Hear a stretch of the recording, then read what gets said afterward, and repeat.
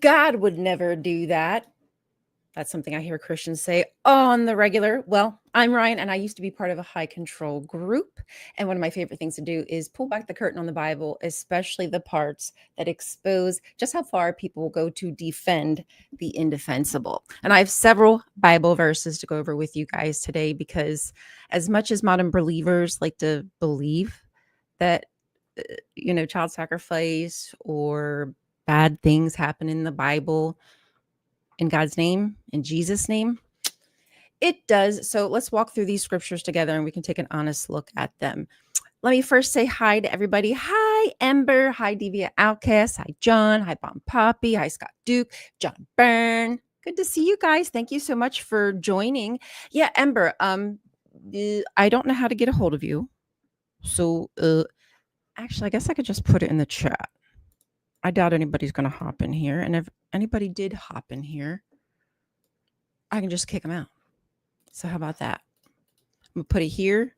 There you go. If you want to pop in, come join me. So let's get these scriptures up on the screen. My first one, my favorite one, don't ask me why, it's Micah 6:6-7. So many Christians try to explain away child sacrifice in the Bible and say that it was because of Moloch, a god that allegedly existed back in the time of the Israelites, and the Canaanites were sacrificing their children to him. But the interesting thing that many people don't mention when they talk about Moloch is the fact that good morning, Neurogeezer, there's not been not whatsoever, evidence of a god named Moloch. Of all the things they've dug up in that area, they got Hezekiah's seal. They have a seal from Jezebel. Yet for whatever reason, they've not found one of Moloch. And the reason that is because of verses like Micah. So let's read Micah. Can you guys see this? Do I need to make it bigger? Y'all let me know in the comments. Micah 6:6-7. With what shall I come before the Lord and bow down before the exalted God? Shall I come before him with burnt offerings, with calves a year old? Ember. Hello. Good to see you. Welcome. Howdy, howdy. We got to find out how quick Ember can get ready this morning, and it turns out it's about 2 minutes. Tell me about it, because I tell you, sometimes I be sliding in here. Chris is going live, and I'm like, oh, breathing heavy. So do you have any favorite Bible verses about child sacrifice, or do you have any kind of opinion on how the Bible presents child sacrifice?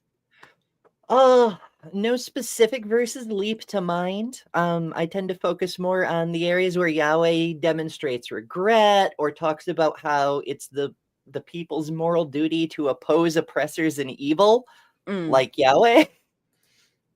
Well, those are good There are too. some interesting parts, though, like where the Levitical priests command a certain kind of child sacrifice and prohibit a different certain kind of child. They're like, don't do that kind, do this kind. This is the way we murder children. That is true. There's a way you have to do it, Ember. You can't just be all like haphazard with it. Right. There's a ritual way to perform it. It doesn't count. And we need it to count, because like, you don't want to waste a life, I mean, well, sometimes you got to do it. But they kind of do, but we want to cut down on the amount of sacrifices. We don't have to, because then we will run out. And I'm certain we need to be efficient. If we run out of babies, we have to go take over another country, and that's so much work. Right. There's a lot more cost to that, and we're trying to keep costs down. It's really sadistic. Too soon.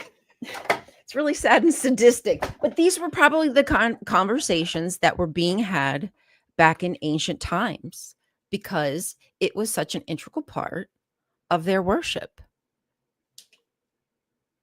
Blood. All the blood. Blood. All the time. God, the God of the Bible, I should say, Yahweh. I really need to specify, because he's not God. He's a God. Yahweh likes the scent of burning flesh. And in Noah's story, he even says, like, what's that smell? What's that smell? Smell that Oh my smell. goodness. Yeah, as you may recall, I used to do Bible study with certain other prominent atheists, and the phrase "an aroma pleasing unto the Lord" occurs dozens of times in this thing. Mm-hmm. Yeah. Even hold on, there's another scripture. Give me a second and I will pull it up. I tried to here we go. Okay. Switch to this tab. Ephesians 5:2. And walk in the way of love, just as Christ loved us and gave himself up for us as a Oh no. fragrant offering and sacrifice to God. Do you think that Jesus smelled different? Well, that's an interesting idea because, like, I see what the yarn you're connect I'm trying to say 3 things at once. The yarn you're connecting back to the "an aroma pleasing unto the Lord" thing from the Old Testament, but also it kind of indicates that he was a smelly, oily Josh, but also it evokes images of, fey creatures, right? Because that's one of the things that's consistent across all legends and all cultures is creatures from the fey realm where the fairies and lesser devils and all that stuff come from, leprechauns and so forth, they all smell like flowers. Oh, well, that's interesting. Hmm. I wonder if Jesus had more of a floral scent. Well, this isn't the only place that this particular theory comes up in the Bible, because you may recall fairies have an allergy to iron. And what's Yahweh's greatest weakness? Oh, he does not like iron, especially iron chariots. They Hmm. tick him off. Hot and heavy. Smoke flames coming out. Very angry. It's a bad time for him. Yeah, it must be something in the alloy. Maybe he's allergic. I wonder if that's why he loves the smell of blood so much, because, mammal blood is very heavy in iron. So he's like, aha, more of those iron-based beings burned or something. It pleases me, you know? I hadn't thought of that. But yes, irony blood. I We're wonder if that breaking new has ground here, folks. yeah, and Live anytime scholarship. anytime God smells blood or smells iron, he probably in his head is like, like when you wake up, like the best part of waking up, you smell coffee when you wake up and you're like, "Oh man, what is that aroma that smells so good?" And then you run down to the kitchen and then there's like nothing there. Like there's no coffee. Like I wonder if when God smelled the iron chariots, he was like, "Ooh, a little gifty's coming my way. It smells so good." And then boom, trickery, it's actually a vehicle bringing enemies to kill his people. It's like, oh no, how will I ever overcome that? Shocker. Oh, To use your analogy, it'd be like smelling coffee and finding out that it's actually the pods full of beans being bowled. Like, what am I supposed to do with this shit? this does not help me. Damn it. Okay, so I am going to pull up another scripture, another of my favorites, because we've got plenty today. The next one is Ezekiel 16:20 through 21. Let me make this a little bit bigger. There we go. Are you able to read that? Mhm. It How says, about you read that? okay, it says, "You took your sons and your daughters, whom you had borne to me, and these you sacrificed to them to be devoured, as if your prostitutions were not enough. You slaughtered my children and delivered them up as an offering to them." So here he sounds Oh, a little disappointed. He's like, like, now listen, I'm not mad about like the dead kids. I'm mad that the dead kids weren't for me. It's for them. mhm. Rude. It sounds a little jealous. Oh, a little bit bigger? Yes, I can. Hold on. Is I that any also better? enjoy the throwing in of the prostitutions. I mean, all we need is blackjack and we're good to go. Like, come on. That's a serious offense to you? Goodness gracious. Well, I guess so if naked bodies make you sick. It seems like God might have an affinity for clothing people, doesn't like naked people. Or at least he seemed to be offended with Adam and Eve, or I don't know what that was about. All right. Next one. This website has so many ads, it's really actually kind of annoying. So many ads. This is the YouTube experience, though. It is the YouTube experience. Okay, so this one is Ezekiel 20:25 through 26. And it says, "So I gave them other statutes that were not good and laws through which they could not live. I defiled them through their gifts, the sacrifice of every firstborn, that I might fill them with horror, so they would know that I am the Lord." So here it seems almost as if it's a punishment. Yeah, because I mean, we've wondered about the Mosaic laws for a while because they're so draconian in so many ways, with so many of them, the punishment being stone them to death or what have you. And now this paints the picture that maybe not those laws specifically, but the kind of laws that Yahweh gives are designed to make it hard or impossible for a people to live under. He's making them miserable on purpose. That's the actual goal.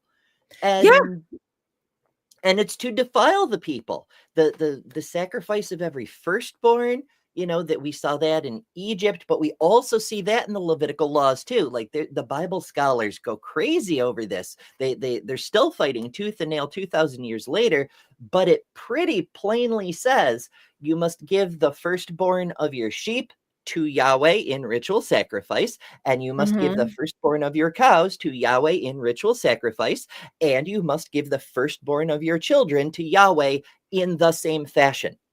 Well, it doesn't explicitly say it's ritual. It says in the same fashion. You're right. You're right. It doesn't have to explicitly say. We're smart enough to pick up what God is putting down. And even like that's one of the reasons why I shared Micah as one of the first scriptures, is because Micah, if you read the full chapter, it starts out with let's just show the full thing. Here we go. Oh, yeah. Because it starts out as as you said, with little sacrifices here and there, like it's like the small minor things that people can do, like everyday people, not much of a struggle, like, okay, I can give this up for the love of my God. No probs. Gotcha, boo. Gotcha. And then in Micah, it kind of gives the plot away. Like, I'm going to start at verse 3. It says, "My people, what have I done to you? How have I burdened you? Answer me. I brought you up out of Egypt and redeemed you from the land of slavery. I sent Moses to lead you, and Aaron and Miriam. My people, remember what Balak king of Moab plotted and what Balaam son of Beor answered. Remember your journey from Shittim to Gilgal, that you may know the righteous acts of the Lord. With what shall I come before the Lord and bow down before the exalted God? Shall I come before him with burnt offerings, with calves a year old?" I mean, that's easy to do. Calves a year old. Okay, I can find that. "Will the Lord be pleased with thousands of rams?" Okay, that's a lot. You're asking a lot. 1,000 rams. I don't got coin like that. Now, if you want to write me a check, I might be able to pay you back. Just saying. An IOU. An IOU, God. Like, is that cool? I'll owe you a kid. I'll owe you a kid at some point. "With 10,000 rivers of olive oil." Okay, look, this is getting to be too much. "Shall I offer my firstborn for my transgression, the fruit of my body for the sin of my soul?"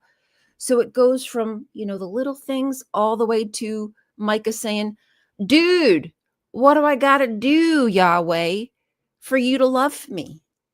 For you to want to be my daddy, like Trump is the daddy of America." Ew. Sorry, didn't mean to ruin it for you. But that just shows you that it isn't just the simple things that God wants. He wants to make life unbearable for you, for his people. Yeah. It's also interesting how there's so much emphasis on firstborns, which is why there was so much emphasis on Jesus when the Christians started rewriting so much of the stuff, and they point to areas of the Old Testament. Oh, this is prophesying the coming of Jesus. This part kind of does, though, because it talks about how the ultimate sacrifice in this particular prophet's eyes is to give up the progeny of your body, to give away your future's future, right? Yeah. And that's how Yahweh does it. Yahweh makes a sacrifice of himself. We make a joke about how it's to himself, which is the way it's portrayed by Paul and the gospel writers. But the Gnostics made the case that it was God's atonement to humans for how badly he had treated them. Oh, isn't that interesting? And there's a scripture, hold on, there's a scripture in John about Jesus. Here we go. We'll just show it because we want to show how much God loved the world, you guys. He really loved the world so much that he gave his one and only son, that whoever believes in him shall not perish but have eternal life. So, Amber, I like you so much that I'm happy. Like, it's not even a problem. Like, if you're cool with it, if you're down to clown, like, I got an extra kid in the back. Like, if it'll help you out, I can lend you a little bit, a chunk of meat, a pound of flesh. Never would I ever sacrifice my child for the love of anybody. Sorry, not going to happen. Yeah, that's kind of like the primary hardwired driver of evolution, at least as humans have developed. Is Right. like protecting our children is the thing that evolution has coded into us, Thank goodness for that, right? Thank goodness that we don't have our babies and then eat them.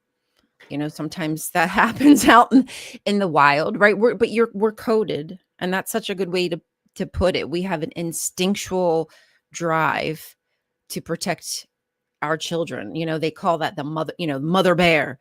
And I've felt that mother bear rise up in me against even their own father at times, that I've had to like come up and protect my kids. So I couldn't even fathom just sending my kid out saying like, oh yeah, this is how much I love you. Like, honey, if you don't love your own kid, you know what I'm saying? Like, I wouldn't want to marry a person who didn't take care of their children, if it was like a second marriage. So how can you even consider that this God loves you when he don't even love his own flesh and blood? Well, it's zealotry, right? It's saying I love God more than I love you, the person I know who exists, and my entire existence is committed to bringing into existence. No, screw you. I love my imaginary friend more. It's telling tales like this, reinforcing the idea that this sort of zealotry is to be lionized, to make you a hero of the people, to go down in legends for what you have done in the name of all of their great God, because he's more important than this thing that everyone understands is the most important. Oof. Amber, you just gave me chills, because it is the quintessential example. That's what we're told, is it not? We're told that Jesus is the prime example of how we should live our lives. So modern day, it kind of makes me see how people will happily, gladly ship their children off into wars to die for their God, for their country.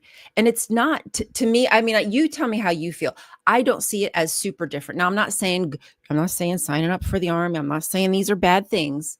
I'm just saying that seeing people today talk about go start a war with Iran, and they're shipping their kids off like gladly in the name of their God, but they see other religions who do the same thing as evil, something to be condemned. I don't know that there's necessarily a direct religious relationship with that sort of mentality. America's always had sort of a war hawk thing going on. You ain't wrong. But it's gotten really bad since the Cold War. Like World War II, Americans were down with. We were like, yes, you could go die, but you also could go punch a Nazi in the face. So it's kind of worth it. Like, this is what we do, is we fight for freedom. We crush the bad guy. We empty most of the concentration camps, but for some reason, not all of them. No, but that's a whole other conversation. But after that, when it became this, we're fighting them, but not fighting them, the political war, the treaty war. And then suddenly we are fighting, but it's in fucking Korea. And then it's in fucking Vietnam. And we're not actually fighting our enemy. We're fighting the proxy of our enemy on behalf of another proxy because we forgot how to play games, apparently. And it's the stupidest fucking thing. And everybody's coming back in body bags and nobody's in support of the damn thing. And so now, a generation or two down the line, we look at war a little bit differently. We've got the people who think that it's good to sacrifice your children for the American way, whatever the fuck that means anymore. But we've got this other group of people who realize that war has always been stupid and we've just been propagandized to the point that it became transparent. You're right. It's not, I'm not saying that it's a direct religious correlation, but there is that kind of mentality of our progeny, our most precious gift, instead of trying to be more, what's the word? Not democratic. There's a word anyway, being able to talk with each other better. Instead of that, we just send our kids away. Diplomatic. Instead of being more diplomatic with other countries, with other people, it seems like the easy solution is just murder and kill. Yeah, there's quite a few stories along these lines, which are often religious in overtone, where it's better to, I can't think of the name of the story. Maybe someone in the chat will know. It's about a kid who grows up gay, hides it, and when he finally, like, he's 18 or 19 or something, when he finally comes out, his father tells him to go to war because better to die a hero for the country than anyone find out who he truly is. Oof. Wow. Oh, that's heartbreaking. Like, it just, you don't get the words out. As an atheist reading the Bible now, I personally don't get that love vibe.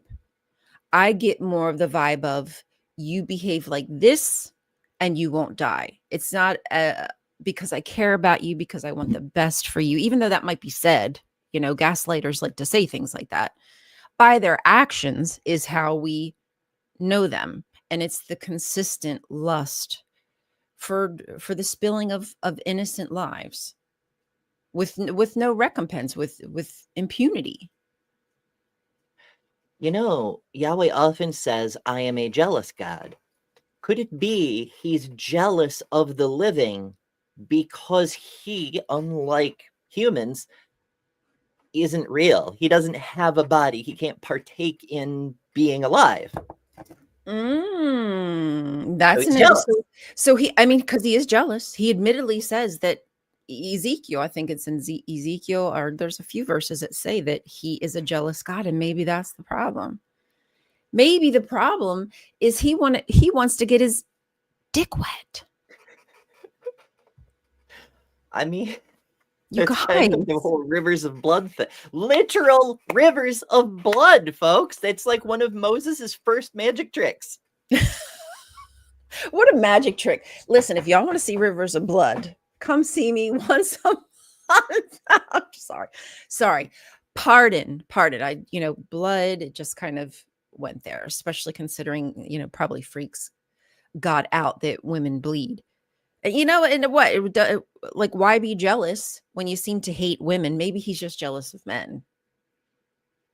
Maybe. Probably just jealous I don't of know. dudes. I always wondered about that, right? Because, like, the Mosaic laws are very anti-woman. They're like, if you're bleeding, get the fuck out of camp. You can't come back in for 7. You're locked out of the clubhouse. Yeah. And also, anything you touched while you're bleeding is considered unclean and has to go through a whole fucking ritual to be considered clean again. And people do it. Some do. But in Genesis, he's the one who made that happen. He was like, hey, you listened to the serpent who told on me for lying. How dare you use the ears that I gave you? So now suffer childbirth pains and bleed once a month and all of that. Like, you did that, my guy. How can you call it unclean when it's literally the work of God directly? Maybe. Okay. The problem could be God only likes blood when it comes with death. So when we bleed, it's kind of like, okay, the cycle, it's like a part of the life cycle. There's a possibility eventually now, okay, we can have babies, and maybe the fact that we're bleeding pisses God off because he need that life to take away. There's no life to take away there. He's looking It's a for the missed opportunity for satisfaction. another baby. It's a failure to produce a new Yeah. sacrifice. He's like, you stupid bitch, you fucking bleeding bitch. I'm The sorry. punishment I'm will gonna get us continue until banned. morality proves. But he John, made us. you're right, but it's complicated. It is So a lot of Bible scholars have talked about this. It's one of my favorite parts of the conquest wars, right? Because one of the things that Yahweh commands through Joshua during the conquest is to make it a point to destroy the altars of Asherah, because he's terrified of Asherah, because not only is she his ex, she's also his mommy. Yes, that's literally what I just typed in the that's exactly what I typed in the thing. Oh, Yeah. good morning, Cindy. Welcome. Yeah. He had a little ancestral action going on there. A little desire for the mama. What's that called again? Oedipus? Oh yeah, although that story may have preceded Oedipus. I'd have to check out which one was written, Oh because yeah, I they're don't both know. I don't know. somewhere between Poor 500 Oedipus. BCE and 0, He was somewhere in that kind of range. did dirty. I'm just saying, it wasn't really his fault. He didn't know, you know. Yeah, it was a curse. It was a I mean, he was banging his mom and had babies. He didn't realize what was happening. That's kind of mean. Anyway, Yeah. Yeah. we But back in we the day, the gods, that's why there's so much, Lot and his daughters, and Moses's or Abraham's wife being also his sister, and also he was pimping, and all the things. It was fine, because even though Adam and Eve invented marriage somehow with no priest, but whatever, right. the idea was a little bit different back then. Like, there was this concept. How did there's a certain way that it's phrased that's especially clever, that's slipping my mind just now, but it's something along the lines of, to keep your bloodline pure, marry as close to you as possible. And that's a thing royals still did even up into the early 20th century. But that was an old tradition about the more insular, clannish tribes that managed to survive the Neolithic era. Like, they tended to be the poorer tribes. They tended to be the less technologically advanced tribes, which is why they kept getting run over by everybody with iron chariots and longer spears. Yeah. Because the more inclusive tribes progressed a lot faster. They had a greater diversity of thought, the ability to innovate, so on and so forth. But there were those insular tribes who managed to survive that way. So keeping it in the Insular. family, as it were, was the way they protected themselves. At first from outside threats, but after a few generations, it became from any outside influence. And we still see that sort of thing happening today too. The Amish, Exhibit A, that's starting to fall apart, because you can't completely keep the rest of the world out. But people keep trying that. It's an idea that keeps coming up over the Yeah. generations. I mean, really, the state of Israel. That's what they're trying to do. They're trying to make it an ethno state, and it's, for me, I feel that's virtually impossible. And number one, I wouldn't want to live next to an ethno state. I'm just letting y'all know that. Like, if the states separated, if this America, the states became their own sovereignty, and all the Trumpians went to one state, and it got wicked far right, and I wouldn't want to live next to people like that. I mean, as you said, immigrate. I mean, you probably didn't call it immigration, but integration or whatever is good for the population. Fresh blood, new ideas, nutrition, Yeah, as traditions to pick up, culture to integrate. as Art and Hart recently put it, when we work together, taking two of us, we're more than twice as strong. There's a multiplicative effect. Mm. We're 3.5 times as strong. And when you add a third person, we're not just 9 times as strong, we're like 12 times as strong. And so the more inclusive your society, the more diverse, the more you're willing to allow people to contribute, it becomes exponential really fast. And so that's why those societies always beat the crap out of societies that don't do that. So when a society wants to turn inward and become insular and expel all diversity and insist on absolute compliance for the sake of someone's power, they almost immediately become a third world nation without outside tech support. Israel. The cost, the cost to keep people out and to try to keep that purity, like I'm thinking of my own experience, like just with the JWs and how they're very secluded and they keep out of the world, to some degree, and there's no growth. It's stagnant. It's Groundhog Day every day. There's no influx of any new ideas, no injection of kids, the vibrancy that kids bring to beliefs, and then have their own. It's just like dying out, and that's how I see. Even though I know they might not die out, I just see that same regurgitated track that they run. Like you're just not going to go anywhere different. Maybe I'm wrong, but that's just how I feel. No, I agree. I mean, I'm an outsider from JW perspectives, but from what I've seen from like the Caleb and Sophia videos, from Owen Morgan's coverage, things of from conversations with Eric of Skeptics and Scoundrels, it seems like that's sort of the play. Is there's these old dudes trying to keep everything nailed down. To their partial credit, they'll incorporate new technologies, new innovations, but it's to the purpose of spreading the propaganda more efficiently, not to actually progress. It's like those I don't know if you saw the Mehdi Hassan, I think his name is, debate, and the I don't know, I just call them right wing grifters, and some of it, just what you said just kind of reminded me of some of the stuff that they were spewing. But I kind of just wanted to comment on quickly about, I apologize for your name, Nitokozo Chanko. All y'alls go off on God deceiving people because of whatever reason. I pray you meet the man Jesus Christ to realize that he's all powerful and that he loves you, wanting what's best for you. Well, there you go, Ember. I hope you have a pleasant weekend now, knowing that Jesus is looking out for you. He's got your back. Well, your thoughts. The first is I tried to have a relationship with Jesus. I looked and looked and I did my best, but he never called. He never wrote. I feel like he's not that into me.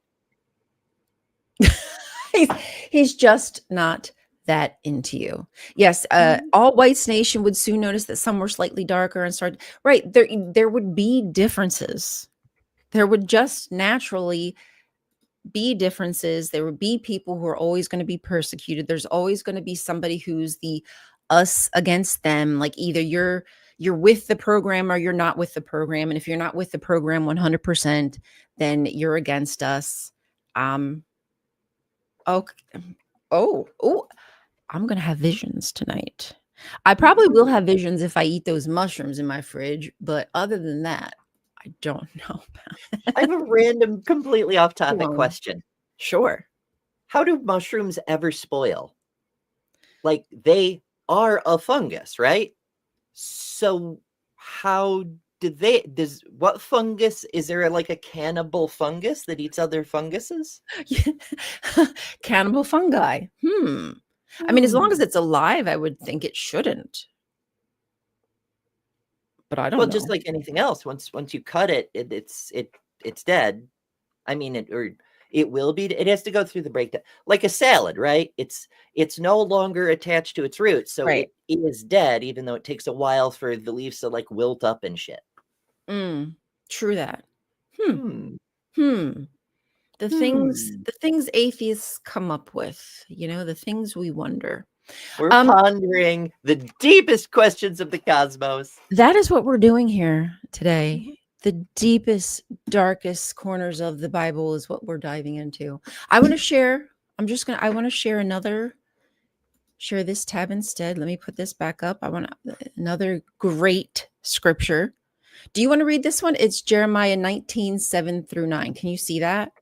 Yeah, sure. Okay. In this place I will ruin the plans of Judah and Jerusalem. I will make them fall by the sword before their enemies at the hands of those who want to kill them. And I will give their carcasses as food to the birds and the wild animals. I will devastate this city and make it an object of horror and scorn. All who pass by will be appalled and will scoff because of all its wounds. I will make them eat the flesh of their sons and daughters, and they will eat one another's flesh, because their enemies will press the siege so hard against them to destroy them. I mean, I think that tells you all you need to know about God. He would make you eat the flesh of your sons and your daughters and one another. I mean, not just your own kids. Everybody's up for game. I mean, gamey. I think humans probably taste gamey, but kind of like bacon. Maybe humans are bacon, humans are God's bacon. There is a reason humans are so strongly attracted to the smell of bacon. People say they used to call it long pork because it tastes like pork, but actually its pork tastes like us, and that's why humans love the taste of it. Kip. Jeremiah was a bitch. Oh, I love that. Yes, Jeremiah he was a bitch. Okay. Let's pull up another scripture, because I said I was coming with receipts. So these are my favorite. Oh, yeah. I heard he was a bullfrog. Scriptures. Could he be a bitch and a bullfrog? Either way, he had a mighty fine wine. I think so. He was a good friend of mine, even though he was a bitch. Hold on, 2 Kings. Which one is the 2 Kings one? For some reason, I don't have the actual. I just have 2 Kings open. Sorry, you guys. I'm gonna switch to. I can't remember. Isn't enough. Let's just do this one. Here we go. We'll go to 1 Kings. I'll figure out the 2 Kings in a moment. Let's read this one. This one's very interesting. In Ahab's time, Hiel of Bethel rebuilt Jericho. He laid its foundations at the cost of his firstborn son, Abiram, and he set up its gates at the cost of his youngest son, Segub, in accordance with the word of the Lord spoken by Joshua, son of Nun. And I think what a lot of people don't realize is this is a sacrifice. That's like the curse of the city is like, you got to, whoever lays the foundation, yoink, they gotta sign off. His son has to sign off from this earth, from the planet. They have to exodus the planet. It's just a weird freaking mythology. It's like, I get it that it's strongly implied. Like, you could make the case maybe they died during the construction, and so we're going to memorialize them in the sacred law for all time. But it's strongly implied they were sacrificed. And this isn't the only place where we see this sort of thing. It makes me think weirdly of the one chapter, and I want to say Exodus, but I mean, I'm no doctor in this field, but they talk about a people group who offended the Israelites while they were wandering or something. And so the whole chapter is just bitching about this people group and saying they will be struck from our history, and the name, and it says the name, let's say Moabites, it's not, but let's say it, the name Moabites will never be spoken throughout history ever again. And they put it in their eternal immortal book. Oh God, yeah. And they messed that one up because Oops. I mean, Isn't it the Moabites? Isn't Jesus from a line of Moabites? I don't Is- think so. Isn't he part of? Well, where Jesus comes from depends on which gospel you're reading, because they have different They lineages. do. They all have different lineages. That is true. I'm just Yeah, trying to I personally The enjoy. Moabites that's Ruth and Naomi. And I'm trying to remember who Ruth and Naomi, like their lineage. I know Kip knows, he knows. Anyway, It, anyhow, it's nevertheless, his dang job. He should know. actually, I can go to this scripture. Here we go. This is the scripture that about Joshua. At that time, Joshua pronounced this solemn oath: "Cursed before the Lord is the one who undertakes to rebuild this city, Jericho." Now, this is Jericho, but at the cost of his firstborn son, he will lay its foundations. At the cost of his youngest, he will set up its gates. So this is literally a unsubscription from your subscription to the planet Earth. You're unsubscribed. Sorry, that's kind of. So it wasn't even a sacrifice to Yahweh. It was a sacrifice to fulfill the prophecy of Joshua's curse. Hold on one second. No deviant outcast. You keep talking. I'm gonna get deviant outcast. I just realized there's nobody in here with a wrench. Sorry, y'all. Oh no. we need tech support. tech support, just in case. I just saw deviant outcast ads, so I'm just adding random people. So if you get a wrench, you're lucky because I just saw your name. Or not lucky, maybe you're unfortunate. Either way, here we go. Yeah, I've only been like not even half paying attention to the chat. My apologies, chat people. I know I love most of you. Yeah, I'm trying to stay, up with it, but sometimes I miss like huge chunks of what happens. So yeah. So if you want to build a city, and now why did Joshua, like what Joshua, what's the problem with you? Why would you put that curse out there? Why would you do that? It's kind of like an FAFO sort of situation spread over years, or a beware the consequences of your own actions kind of thing. Although the Book of Moral Guidance never actually elaborates on that. It never makes the point plain, so we can only infer. But it's like Joshua got all ragey after knocking down the city and is like, whoever rebuilds this shit is going to lose their damn children, so that no one will rebuild it. But then people come along and have to rebuild it. You're right. I kind of forgot that part, that the trumpets, they were circling the city, they blew the trumpets, the walls fell, yada yada yada. Okay, so it was kind of like a punishment, like you're gonna build the city after I destroyed it. Well, you're not gonna have any family. You're not gonna have anybody to pass down this city to rule it, because your family's dead. You're dead. Yeah. You're done.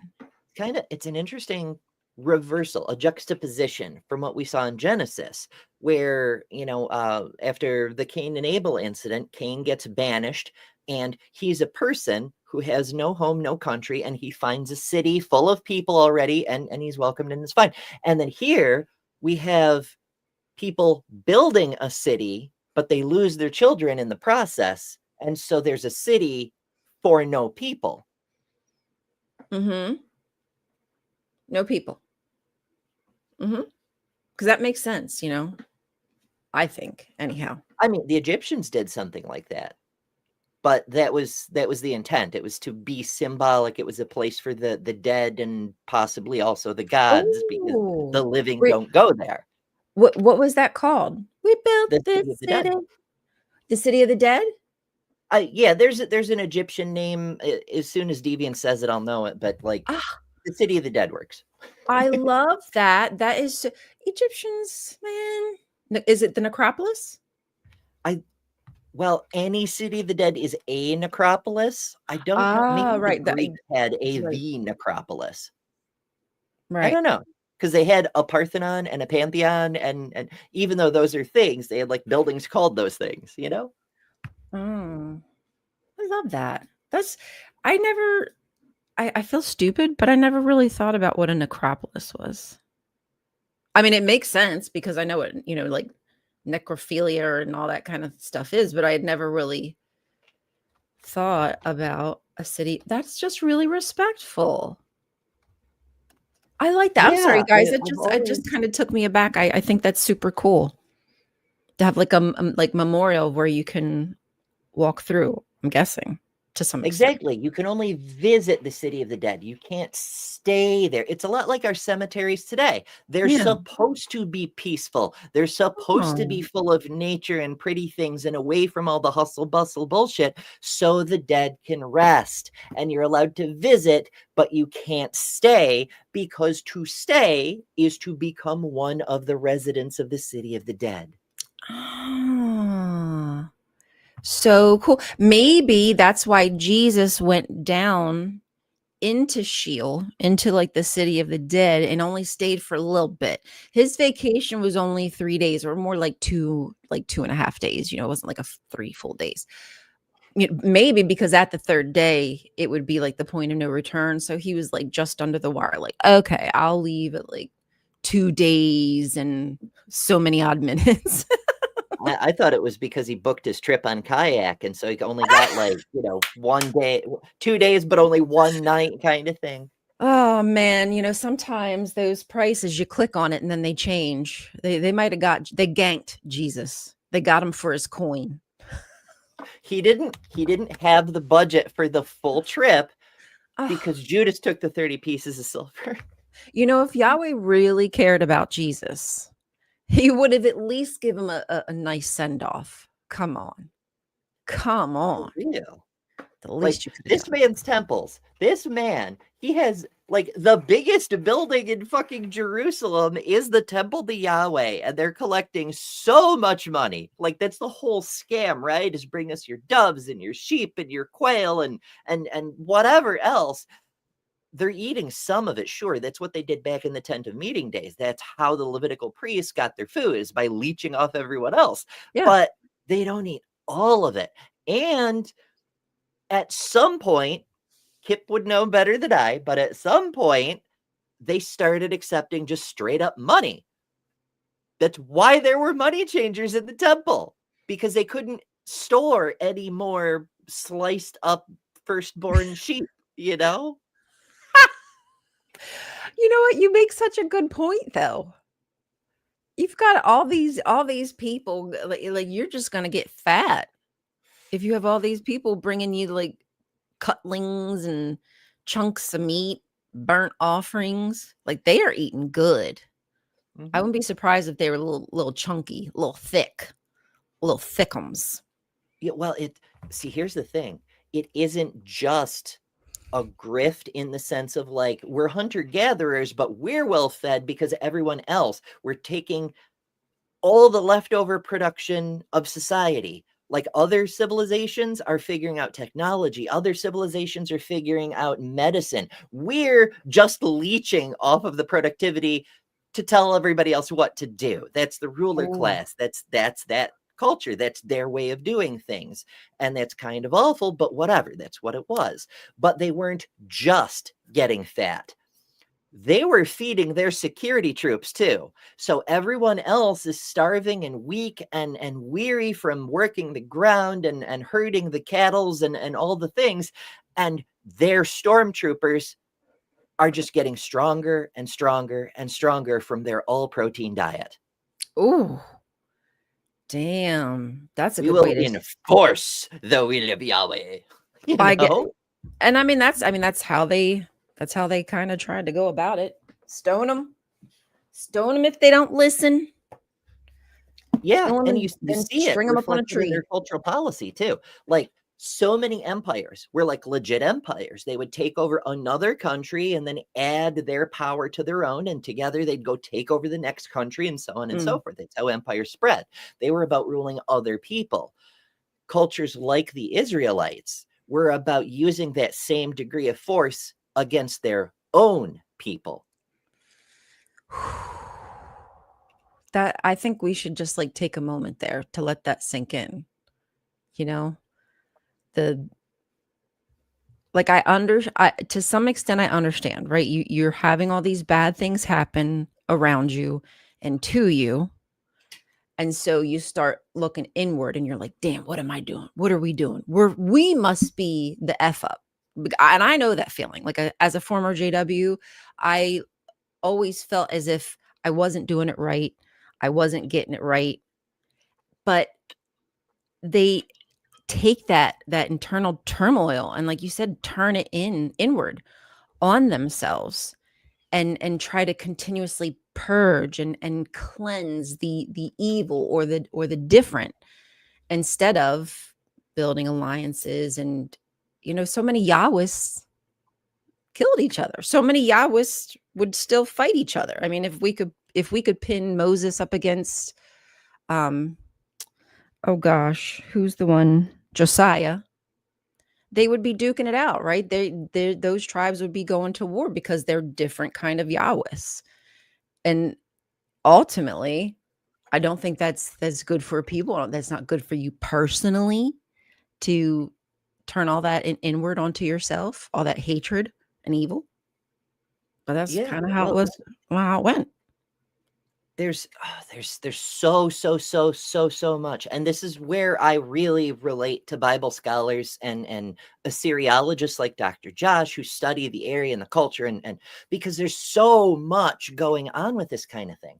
Like, you have to understand, and most people do it in an intuitive level, that the early religions were attempts to conceptualize the world around us and how it works, and the interplay of different forces, like, oh, the lightning, that must be Zeus, that sort of thing. But people understood that it was a metaphor, that it was an analogy.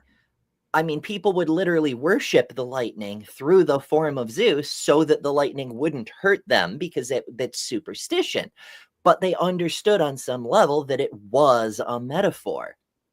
And then along come these people who are like, hey, what if we take this idea and we start declaring that it's literal, and we can't demonstrate it, but if we have enough force, then no one can question us. Oof. And we just say, we must do what the great all-powerful being says, but only I know what he wants, and I will make you do what he wants through my foot soldiers, because he's all powerful. That's why I need foot soldiers. Mhm. It's the dawn of what we now call fascism. It's that idea starting to creep into cultures, telling people how they have to live, rather than using these ideas to understand how we do live.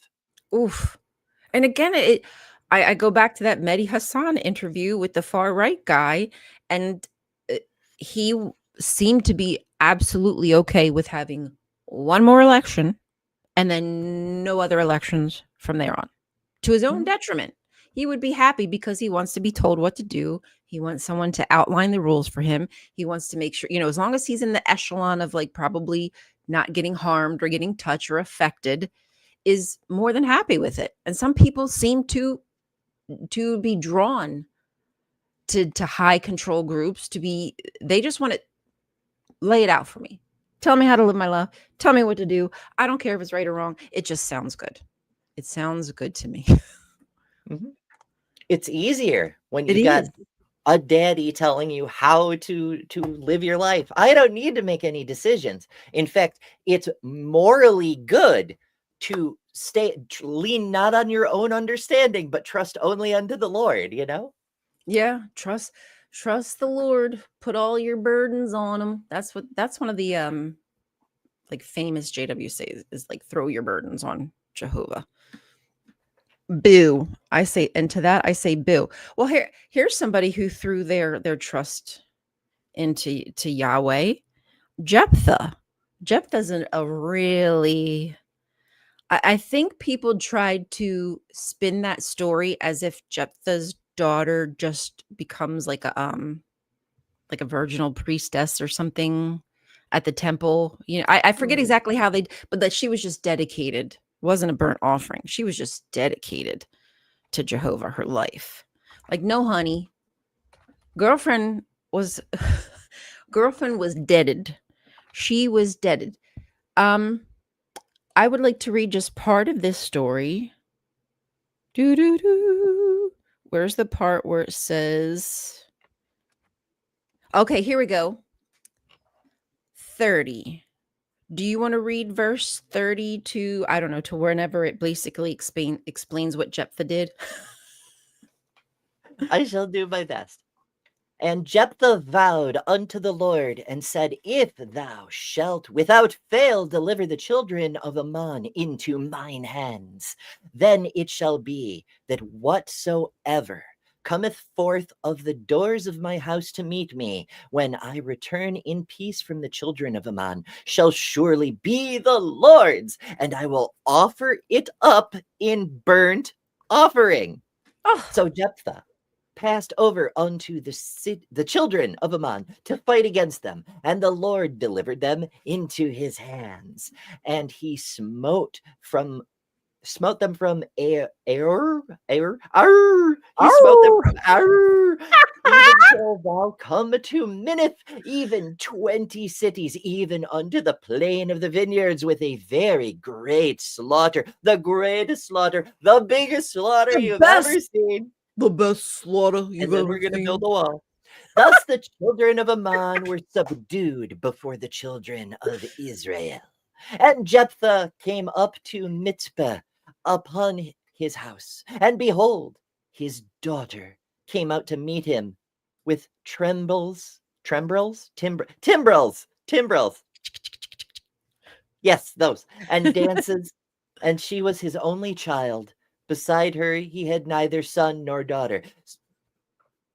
And it came to pass, here's our Mormon friends. And it came to pass, when he saw her, that he rent his clothes and said, Alas, my daughter, thou hast brought me very low. This is your fault. Thou art one of them that trouble me, for I have opened my mouth unto the Lord, and I cannot go back. And she said unto him, My father, if thou hast opened thy mouth unto the Lord, oh Jesus Christ. That's a different website, folks. But if you want to open your mouth unto the Lord, go to adamandeve.com. Use code Brentley. 6 free movies, 3 free gifts, free shipping on the whole order. Don't worry, Brentley, we got your back, brother. I'm gonna do his commercial on every fucking channel. I think you should. I think that's freaking hilarious. And I have to say, I love his commercials. The way he just like, and if you like butt stuff, good stuff for your butt. I know. It's so great. It's the best commercial ever. It is. So basically, Jephthah's daughter, I mean, she's a stupid idiot, right? What kind of dumbass broad comes running out of her house to greet her father? If you ask me, she had it coming. She asked for it. Yeah. What kind of person? How dare? How dare she be? To leave the house without the escort of an older male. Dancing even. How sinful. Yeah, oh God, she was excited about it. But it's the way they make it as though she knew what was coming. Like she knew she was going to be the first out the door to be taken as a sacrifice. She had no idea. And then it's like, oh, well, we can't go back. Oh, there's oopsies. There's nothing I can do. Jephthah's just like, well, I mean, I said it. I put it out there. You know, so we're gonna have to go through with this. Yeah, this is another one of those instances of, is Yahweh greedy for the blood of children sacrifices? Yes, but also be careful what you offer to a fairy, because they take their promises very seriously. If you say, I will do this thing, if you do this thing, even if they don't do the thing, if you overcome the children of the fucking other country or whatever, even if you do that on your own, the fairy is still going to insist you keep the contract. I didn't have to lift a finger, but you owe me some blood, buddy. I'm sorry, right-handed Sith. I'm so sorry. I was blaming the victim. I should not have done that. It was my upbringing. I fell back. I fell back into my Christian upbringing, The and I thought that was patriarchy. yeah. It's the internalized patriarchy. Don't blame me. Don't be mad at me. Forgive me. Thank you. I appreciate that. But yeah, it's Well, just you the know what fact you that have it's to as do. if he You can't can't forgive change him. his mind. If it's just written in stone, that's it. She's dead. She's offered up, and then people make the excuse as if it's not what happened. They try to change the context of the story. No, no, he was upset because homegirl was no longer going to be his alive daughter. He's still his daughter, just a dead one. She will be. Why wasn't he thrilled? She gets to go to the afterlife to be. Oh, right. They weren't doing the bullshit eternal life thing because it specifically says in Genesis, no eternal life for you humans. You've been very naughty. Get out of the garden. You know? Ooh, true. True, true, true. Um, let's see. I'm just looking at another scripture, my friends. I don't know if this is actually I'm gonna skip that one because I'm not sure if I really wanna if that's the one. Okay, here we go. We're gonna share Romans 8:32. So he who did not spare his own son, but gave him up for us all, how will he not also, along with him, graciously give us all things? Why would he? He didn't save his own damn son. Exactly. That's what Like, I don't understand the rationalization of this scripture. yeah, like people say through you know, to trust in the Lord, yada yada. I'm like, the Lord wouldn't save his own child. What chance do you have? Mm-mm. Exactly. And in the instances of people who are, let's say, loyalists of Yahweh, and those who are not, if you were in David's army when he took a census, even though you could have been a loyal Yahwist and done everything right, maybe even offered your child as a sacrifice because David took a census and you were part of his fighting men, you're now punished. So what does it matter to be a loyalist? Your life is just as I don't know, not as precious, I guess you could say, as everyone else's. You're not special. Yeah, not special, irrelevant. Ooh, ooh, ooh, If you you know what? mattered, if there were an all-powerful God, or even just a greatly powerful God, and you mattered even the slightest sliver of a damn to him, he'd be using some of that power to give you happiness, joy, fulfillment, more power, whatever the goal happens to be. There'd be some evidence of that supernatural influence on your life to make whatever the goal is happen. Mm. Even Quickly, fucking leprechauns do that shit, you know? They're like, oh, I'll just leave a cookie out or something so you'll have the strength to walk the extra mile to save the cow to get the magic beads or whatever the fuck. Like this whole chain of things. They'll helpful. do a little bit to make it possible. Not fucking Yahweh though. He's like, murder your children, bitch. He's like, what can I do to make them miserable? Let's see. I can starve them. I can send a flood. I could put blight on all their fruits and their veggies, their cattle. Their cattle. I can make. You know what? Let's just kill their kids. That's forget all the easy peasy stuff. Let's just kill their kids. I Why know, not? like the plagues were almost like a brainstorming session. Like we're gonna do locusts and frogs and rivers of blood, and oh, what if we kill the kids? Why not? That sounds like the godly thing to do, you know? Like it's characteristic of this type of God, this type of culture that the God reflects. We're going to do horrible things to you until you obey, rather than what a great God, a loving God might do, whereas prophet would show up and be like, hey, if you do what my God says, you will be granted gifts, you will be given abundance, you will be shown, perfect weather and fertile soil, and the crops will sprout easily. Like the God would use its power to give great boons upon its followers if it loved its followers, Yeah, and isn't there, I might be remembering this wrong. There's some scripture, it might have been with Abraham, but he said something to God like, people are watching. Like if people see like us not doing well, it's going to look bad on you. You're thinking of Exodus 32:14, Is that where what it is? Yahweh was going to smite the Israelites over the golden calf incident. Yeah. And Moses is like, hey, maybe don't do that, because you went to all the trouble to bring these people out of Egypt. You went through Okay. all the plagues, you went through the Red Sea business, all that work.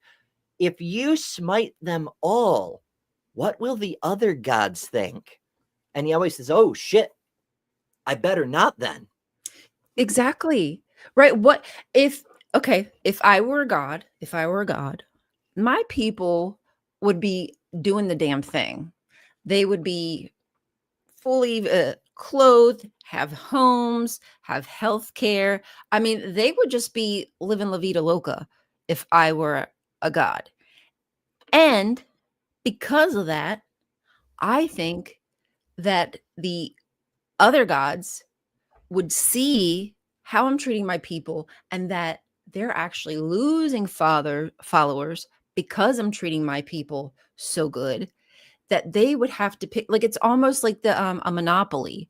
Like the gods kind of have a monopoly on the treatment of people, but if you were a smart god and you treated people a little bit better, you would get all the people. They would just flock to you. So you can kind of raise the price of more morality in a sense. Exactly. And it's the typific difference between civilizational models, because remember, the gods are the personification of the values of the civilization. And so we've got Yahweh's people who are like pain, suffering, fear, obey. Oh yeah, everyone's gonna flock to that god. Let me sign up for that cult. But they do feel protected when they're not actively threatened, I suppose. And then you've got the other type of society, the other primary type of society, which unfortunately got wiped out by a volcano, but never mind that, which was, welcome, inclusion, abundance. The gods reward us with great gifts. And it was true, because every time they had, this is the, early Bronze Age, early Iron Age, that sort of thing.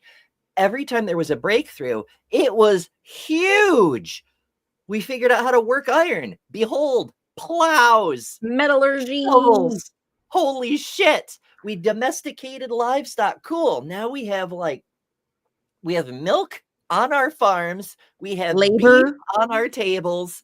We have eggs every morning. Like the nutritional benefits were astronomical. Look, we've invented viaducts. Now we'll never have to suffer from fucking dysentery. So smart. Huge health benefit, So these inclusive cultures that were inventing all this shit, they were doing so well.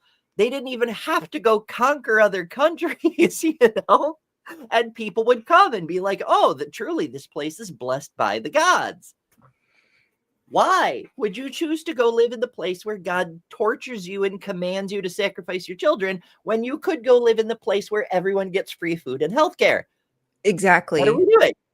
Yeah, I would definitely be flocking to that belief system. I wouldn't stay with Yahweh. That if I was living back in that day. So I saw a comment is, all I see here are people trying to convince themselves God isn't real. Well, first, which God? Because there's lots of them.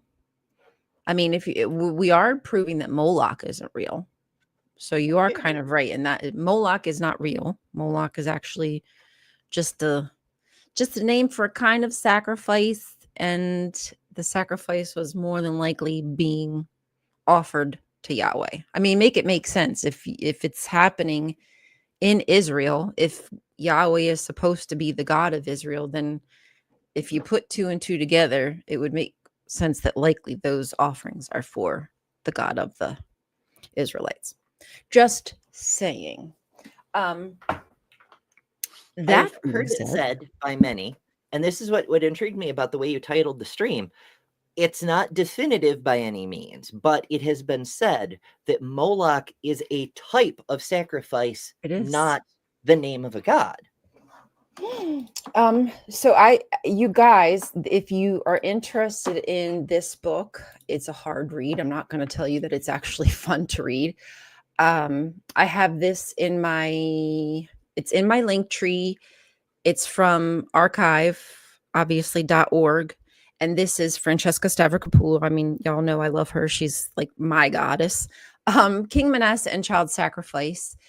If you're interested in reading, she goes through all of that, how MLK is a type of sacrifice, a burnt offering. It has a few different meanings. It's king. I mean, it's, it's some kind of, it's not a god. I don't know what to call it, but it's definitely not a god. That is a later creation to obscure the reality of what was happening. And hey, I get it. I wouldn't necessarily want people to know that my God encouraged me to kill off my babies. But the truth needs to be known. So if you're interested in this book, it's in archive.org. And she explains who Moloch is, or I guess I should say who he's supposed to be, rather. So that just basically means that it's Yahweh. He's the one getting the child sacrifices. And actually, I want to share this one real quick before I forget, just because I have it up and I might need to make it a little bit bigger.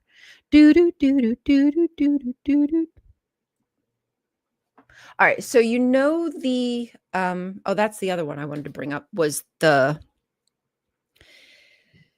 when the Israelites were attacking the Moabites, since we were discussing the Moabites earlier, and the king of Moab sacrificed his son on the wall, and then the Israelites retreated. And so I wanted to check out, like, what does history say about that? Like, does everybody perceive that story in the same light, especially coming from, like, Jewish people? Like, what is the Jewish sentiment coming from that Bible verse? So I found in the Sanhedrin 39b, and it actually, there's actually some conversation that the anger in the book, like the anger comes upon, that the anger could have actually been of Yahweh being mad because the children were sacrificed to Moloch and not himself. And that's not coming from my mouth. That's actually coming from a Jewish person's mouth. So just want that understood. Where is it? Is it this right here? Oh, okay. The Gemara cites a verse concerning the king of Moab. Then he took his eldest son, who should have reigned in his stead, and sacrificed him for a burnt offering upon the wall.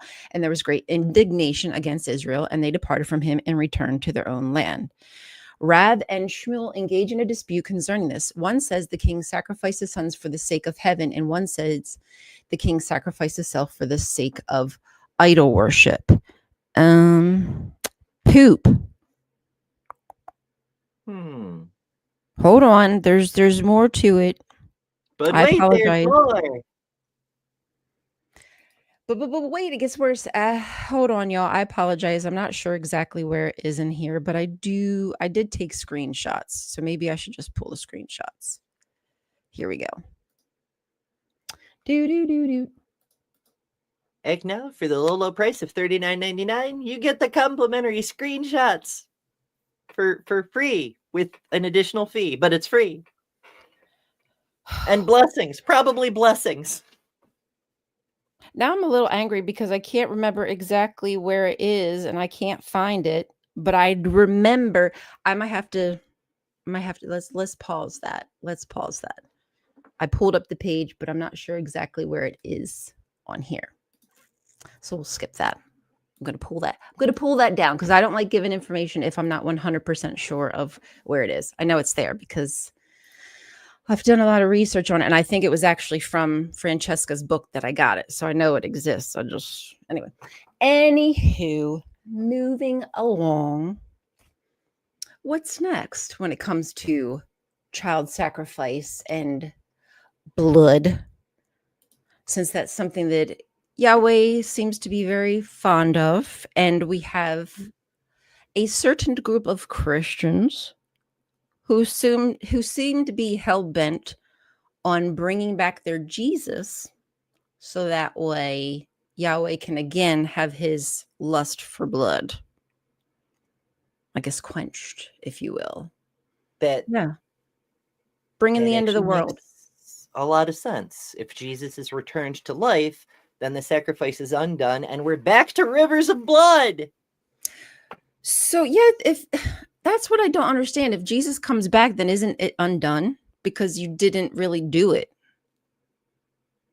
That was kind of my question. Okay, so when I was little, I got kicked out of so many churches because I had so many questions. And one of them was Jesus gave his life for the sins of the world. I said, first of all, how do you take someone else's sins? Like, how does that even make sense?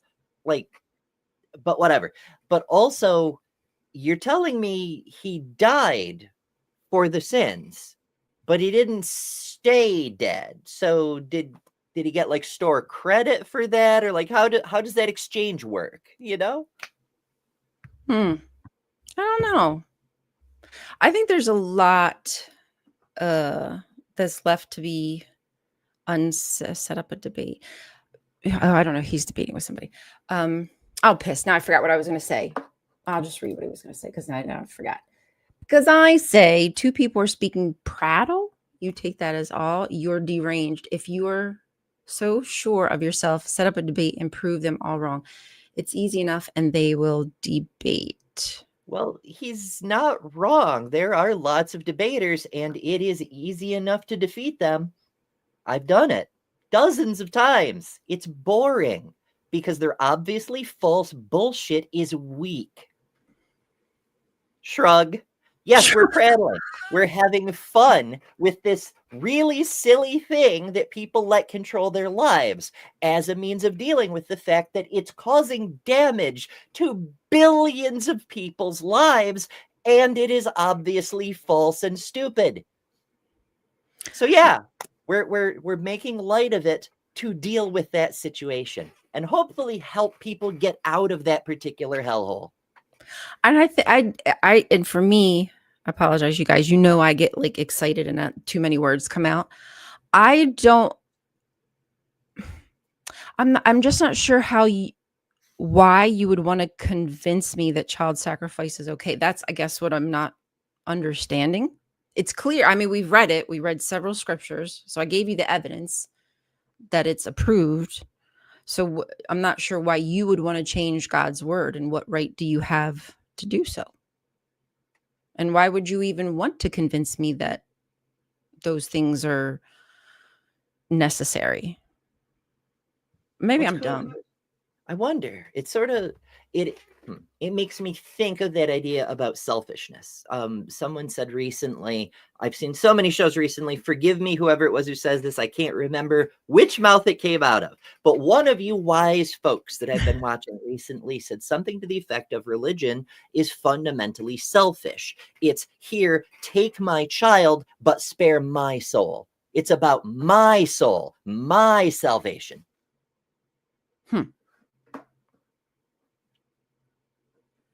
You got what you got to say to that? Yeah, discuss or debate. Evidence doesn't seem to have any value, just feelings about the beliefs and that's where I struggle with my logical brain, with my common sense brain. Me, somebody who isn't the most intelligent person in the world, but I kind of have a direction of what's right and wrong. So I don't understand why you can't still be a believer and say what God did was wrong. I really don't. Like, what are you afraid of? Are you afraid? Is that the problem? Or do you really wholeheartedly 100% are sunk into this belief system? Motivated reasoning is a hell of a drug. I suppose that's no. What's your motivation? What is your motivation? I would love to know what Yahweh's motivation is, and its motivation for control and power, because it's actually men who wrote it. Ba, ba, ba, ba. Problem solved. There, I fixed it all for us. We can just end the stream now. It's just humans. Everything is solved, right, Pickle? Yep, that's how that works. I'm curious about these debate bro folks. I mean, I get it, like their whole shtick is come fight me, bro, but also with words because I'm not actually strong and can't fight. It's wild. It's very manly, I must say. But if debate actually did settle these issues, why are we still having these debates? It's almost like facts and logic and history and reason and reality and everything else you could possibly name doesn't actually convince zealots of things, because you can't reason a person out of a position they didn't reason themselves into. Ooh. So what is the fucking point at this point? Wow.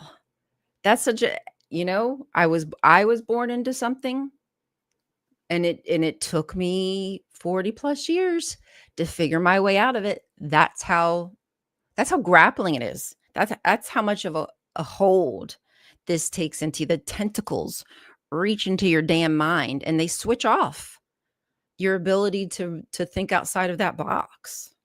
Yeah, I was born into it. I don't know how I figured my way out. Well, I reasoned. I became a parent, and I realized, like, I would never do those things for anybody.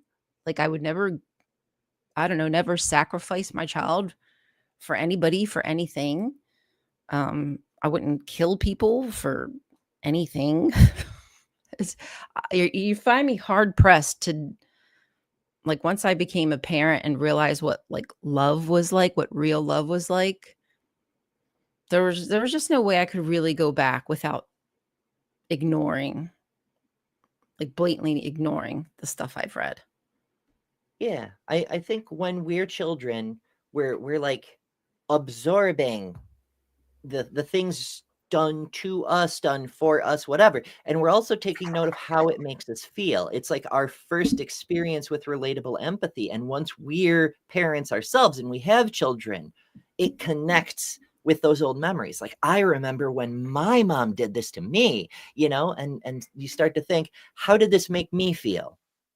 Was this fair? Was this right? Am I just doing what my parents did? Or am I bearing in mind how unjust it felt when it was done to me and doing something differently?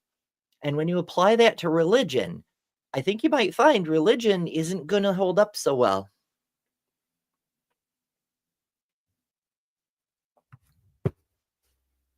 You seem to be muted. Oopies, my bad.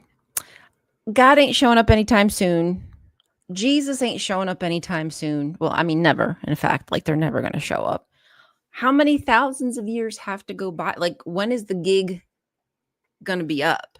At what point will they, like, pack it all in, put their wares away, call it a day, and go home?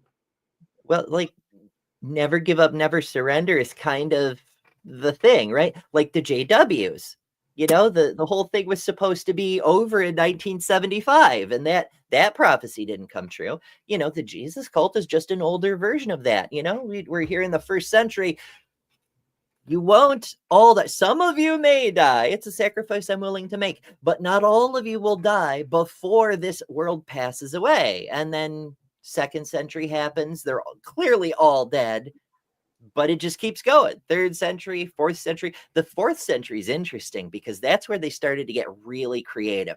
That's when some of the various cults were trying to put together their own holy books, which caused the inception of the first version of the Bibles. They're like, no, we need to put out the definitive holy book before the other guy does.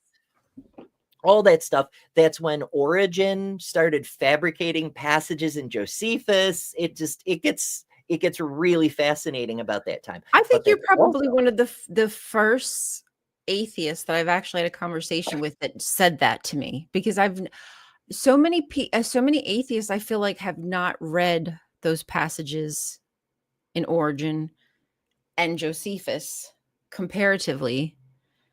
There's a lot of I mean, as far as I can tell, and I'm not an expert. It's just from me reading, or the two passages from Josephus, right?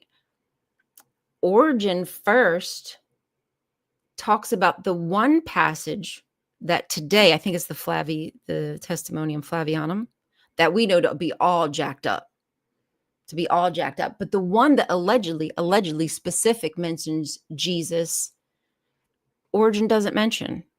Like, he doesn't even bring it up. He just brings up the one that is actually more questionable.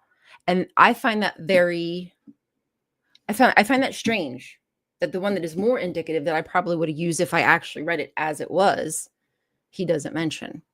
I'm not familiar with the other passage where he may have been mentioning that other Jesus fellow who lived in Alexandria and did all the same miracles and shit, Yeah. but never mind that.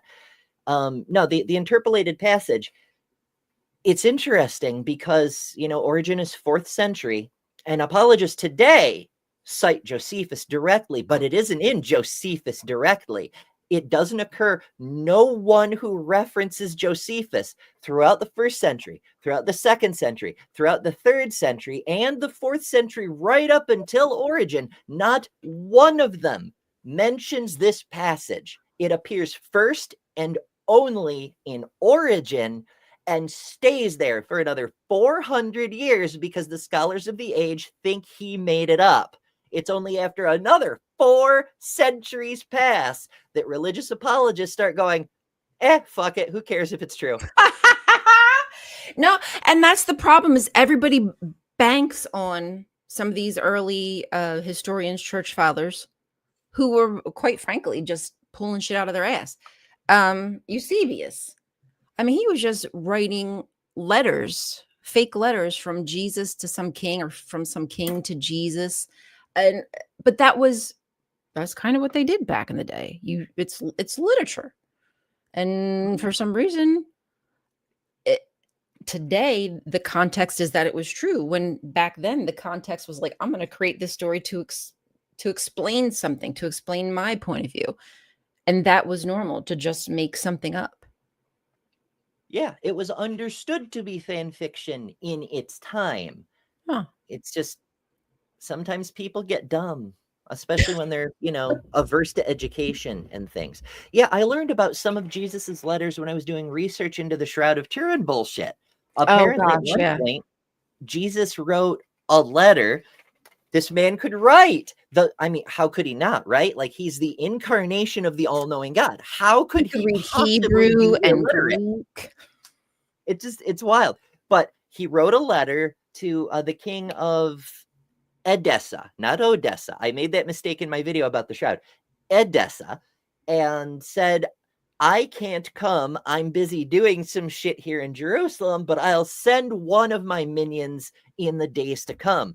And according to, Shroud legend, it was one of the spreading disciples who didn't pay any attention to that travel the world 2x2 thing, came by himself carrying the shroud, which then stayed in Edessa for 1,200 years or whatever. Mm-hmm. I'm sure it did.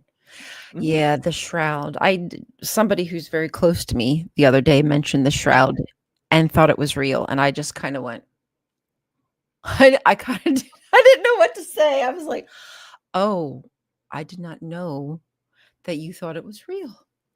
Well, then, yeah, I kind of left it at that. I was like, "Well, you might want to do a little more like detailed research into that." But anyhow, yeah. There's a whole lot. It's a fascinating subject, partly because of how gullible people can be when they have motivated reasoning, but also partly how far some people will go to try to back up a known lie, because either there's money in it or they're emotionally invested in the truth being something other than what's actually true, or whatever the case may be. And it's wild.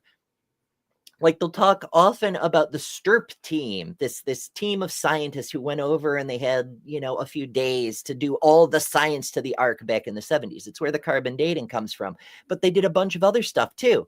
Like, they had a chemical analyst who looked at the blood stains and he went, these are paint. So they fired him and they went, nah, this is blood. No one has told us it's not blood. It definitely, their own guy said, yeah, this is paint. And they fired him. The fuck? It's such a wild story, but they just keep going with this. And the whole thing, all these scientists, all this effort, hundreds of thousands of dollars in 1970s money, so like billions today.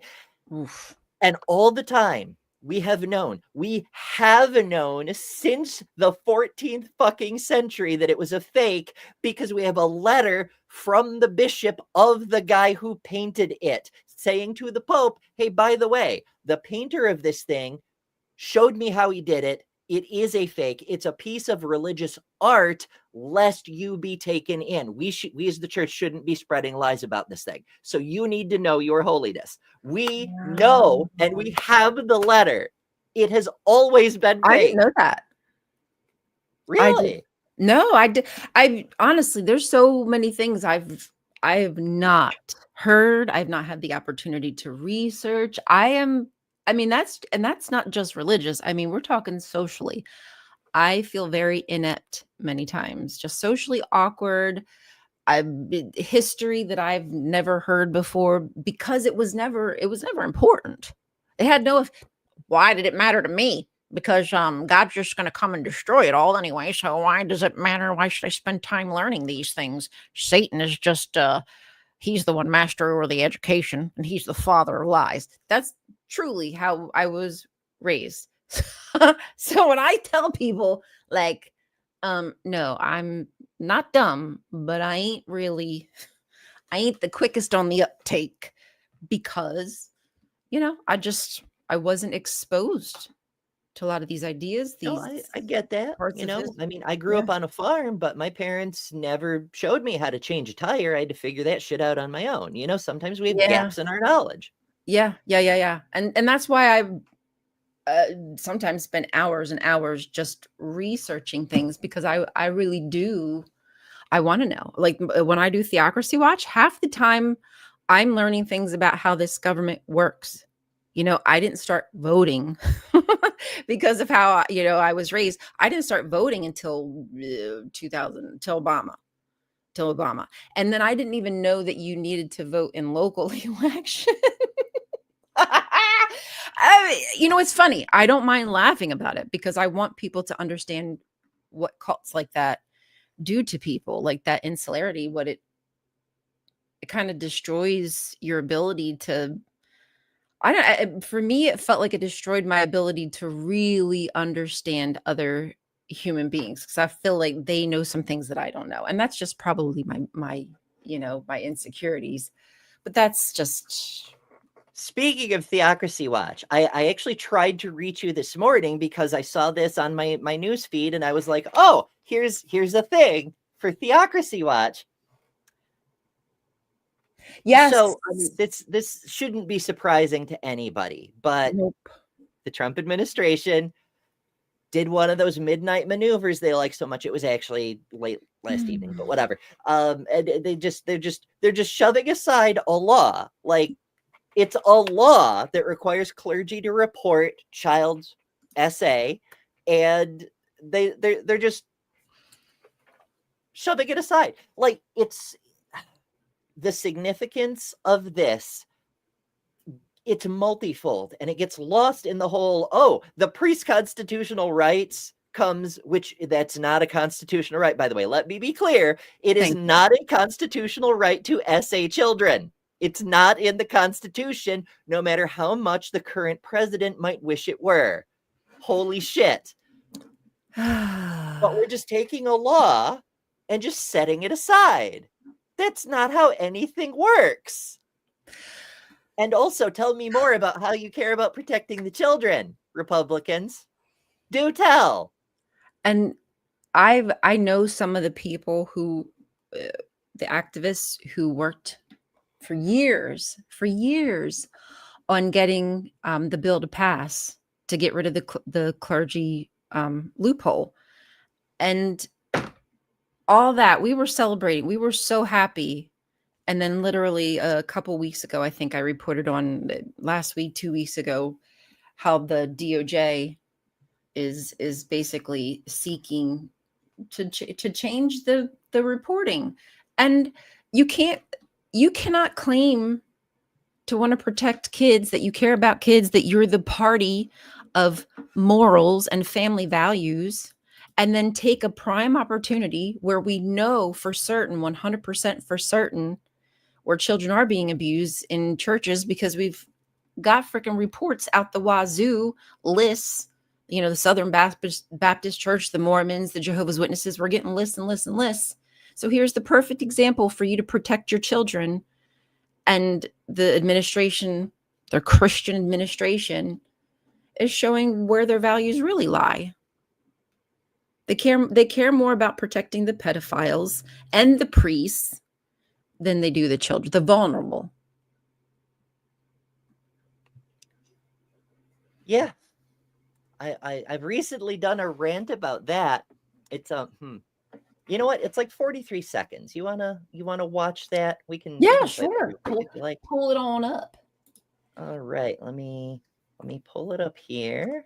Good morning, everybody. To everybody who's come in, we haven't said hello. And if you're not following Ember, please make sure that you follow Ember. I feel like everybody here probably does, but just in case. I mean, everybody that we don't have to ban hammer. Yeah, probably not everyone, but yes, there's a lot of familiar faces here.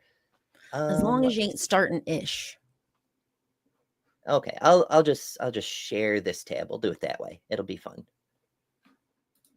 Okay, this is a clip from a live stream the other day, and I just made it into a short because it works. So when you identify as a Christian, you're just pretending. When you're identifying as a Republican or a conservative or a person who cares about family values, okay. In fairness, they are just pretending, because when the rubber meets the road, when it turns out it's your guy who's committed all the felonies, it's your guy who's been found liable for SA in a court of law, suddenly we no longer care about protecting women and girls. Suddenly, we don't actually care about the well-being of children. I guess you actually do think it's pretending. The self owns. This is why I love lists, because people tell on themselves. It's wild. So perfect. It's all about the presentation. I felt as a JW, my life was more about like me fitting that mold, pretending to be somebody, even though internally I was not that person. I did think I believed wholeheartedly, but now I understand that mentally I was not there. I was just being gaslit into, an abusive relationship. I thought they loved me, but that was not love whatsoever. It's just in name only. Well, I don't know that they necessarily even have the same, I don't want to say they don't know what love is, but like their idea of love is different from what we think of love as, right? Like we've been told our whole lives, it's that passage from Corinthians, that love is gentle and kind and doesn't judge and is willing to sacrifice and forgive and all this shit. And their idea of love is, I'm kind of vaguely fond of you, but God first, God said, guys, God said that you need to stone your kids if they don't listen.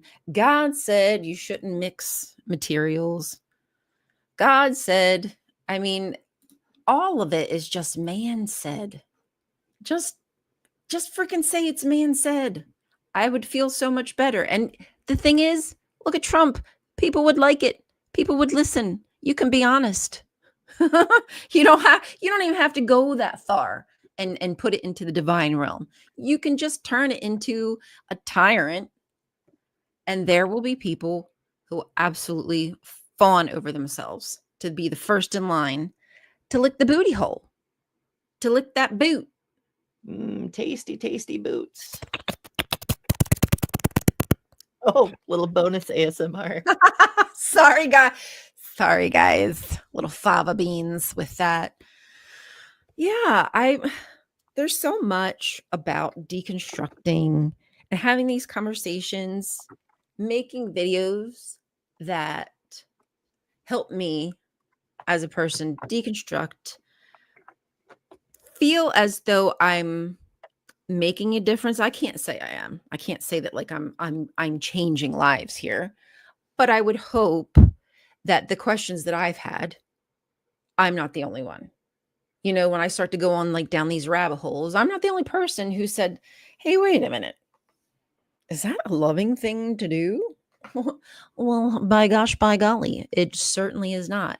And if I can, just persuade some people to think a little bit more about their beliefs. I'm not trying to lead anybody astray. I'm not a freaking Pied Piper. I'm not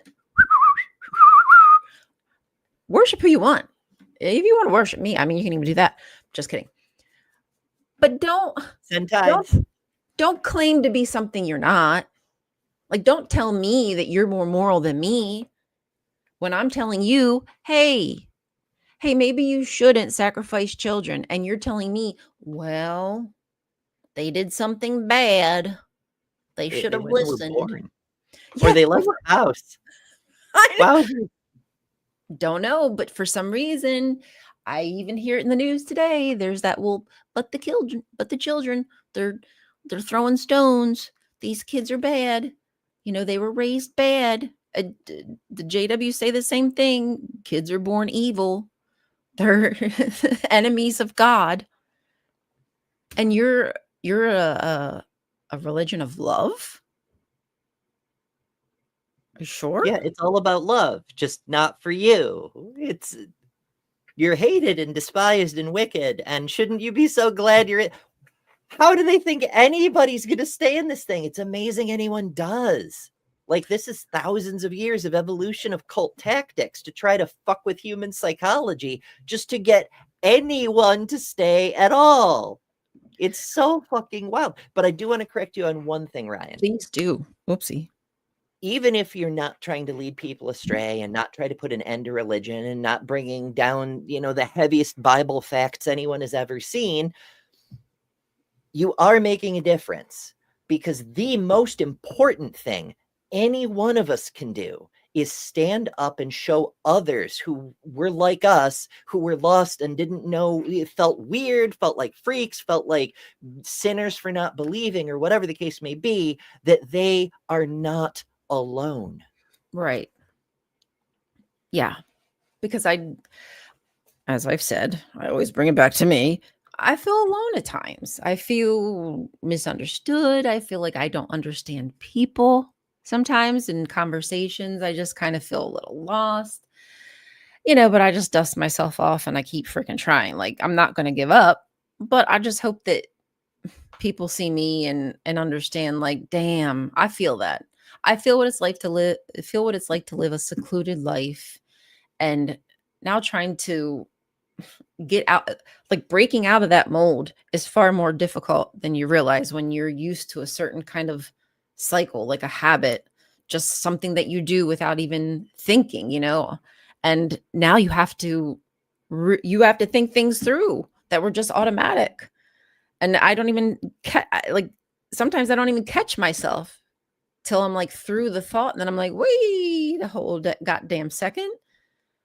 Get I'm behind not, me, Satan. yeah, like I'm not happy with that answer. I'm not happy with my thought process on that. Or, I need to search out other people and hear their opinion. And I'm telling you, like, more often than not, hearing other people's opinion, even if I don't like their opinion helps me gauge. Like, when I go, ooh, I don't like that, then I'm like, okay, I differ from you. I differ from you there, but if you get me wet, then I'm, I'm probably right there with you. Sorry, guys. I shouldn't have, that's too far. Too far. Too. It's for a whole other website. And if you have things that you would like to put in your butt, you can go to adamandeve.com. Use code Brentley. Got you, Brentley. We got your back. We're advertised for you. Support your friends. Play their ads for them. Yes. So I'm guessing Chris is I don't know if he's on a plane at this moment, I or if would he's assume landed. so because he was doing a test live stream last night from his mobile setup version, and he was still at home. So to get Okay. to Tennessee from last night to this morning, he kind of has to use a plane. But Ah, I mean, maybe he took a you're miracle right. donkey. I don't know. Yeah, you're right. You're right. I think he said also, now that I'm thinking about it, that his flight was at like 4 or 5 a.m., something really early in the That morning. tracks. Hmm. He's that kind of crazy bastard who loves those ungodly hours and is always up at like 3 or 4 a.m. at the latest. He does, doesn't he? He has the weirdest like sleep schedule. He like takes little naps and stuff. But um He's sorry like, guys. Just sending a text, my bad. it's all good. I mean, some people are like early risers. I go the other way. Left to my own devices, I will wake up at noon and stay up until 6 a.m. I prefer the evening, the night, the stars. There's fewer humans. There's more Yeah. fireflies. It's just I like the night better. I function better. But some people are like, yay, morning, sunrise, woohoo. And, that's fine for them. They're wrong, but that's fine for them. I actually used to be a night owl. The only reason I'm not a night owl is because my goddamn dog, Pickle, gets me up at 5 a.m. every day. And once I'm up, I'm up. And then I've got to get myself ready for the show, Monday through Friday, I get myself ready for the show. I'm usually still writing my freaking segment in the morning. That's just how it usually works. So I would prefer to be with y'all, the cool people, at night. But this is what you get. That's what you get. Well, I Sorry. mean, they're two main bastions of our den of wickedness and sin. And for the longest time, we were, 6 p.m. to 2 a.m. ish, right? Like there'd always be a stream going, there's always something going on. But after 2 a.m., nothing. And then all of a sudden, this old dude obsessed with goats and priests with inflatable altar boys shows up at 9 fucking a.m. and even earlier for people further out west in the crazy time zones like mountain and whatnot. Oh, the mountains get their own time zones. We're so special. Whatever. It's stupid early. It's, as he says, an ungodly hour. And yet the people came. The people started coming. And then other people noticed, there's you, there's Durante, there's been Justin, there's been a bunch of people who somehow are aware of this thing happening in what to us sinners and dreamers and blasphemers, as Mark Smith famously puts it, and also Jedi sometimes, but whatever. No, he says schemers. Forgive me, I got it wrong. I'm misquoting everyone today. It's my job. But he sets up a thing in the middle of what's like the most unholy time for us. And still the people come. So now there are two poles to our existence, which is why this show is happening, because you got dragged into this and now you're doing the morning show thing. I got dragged into it. And I'm like, I don't mind going live. I used to do lives all the time, like on TikTok. And then I kind of stopped doing that for a while, and I was just making videos, yada yada yada. And I like live. I like interacting with people. I don't know. I'm just not that great of it. I think if I'm with somebody, like that's different because you have somebody to banter with. I just don't know that I'm that kind of person who can. I don't know. I might try it just to get myself talking, because I oftentimes just talk to myself. I don't talk out loud. So it might be good for myself to interact with people a little bit more. Yeah, for sure. There are pluses to doing a solo show. You can interact with the chat more, a Mhm. lot more sometimes. For instance, Mark corrects me. It's greetings, schemers, dreamers, and blasphemers.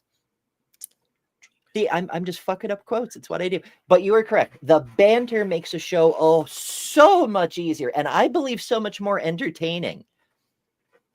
I I've agree. often said I need a co-host on my shows. Well, I have talked to the apostate sisters and Bree a little bit, because we wanted to get like a ladies first kind of thing going, kind of podcast.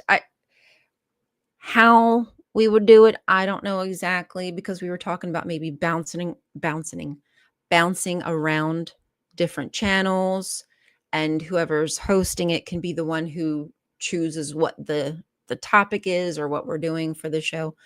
I think that would be fun. I don't know how well it will work. I don't know if people would chase us around the here internets to find it, if it would be better to, that's my Well, issue is there's I an have easy so many solution. ideas and I don't know what's stupid. So YouTube has this cool function with playlists, right? You can add videos to playlists from any channel. But if you designate the playlist as a podcast, then people can subscribe to the podcast and they will get the new episodes regardless of whose channel it appears on. Well, Ember, you just solved the problem. You did it. You solved the problem. See right there. See, that's why we have these conversations, because there's just things I don't know that other people do. That is what I think would be so much fun. Either we can, just talk about a topic. We can do reaction videos, question answer panel. I don't care, but I just would rather, I would prefer to have, I'm with Chris. It's more of like the manly thing.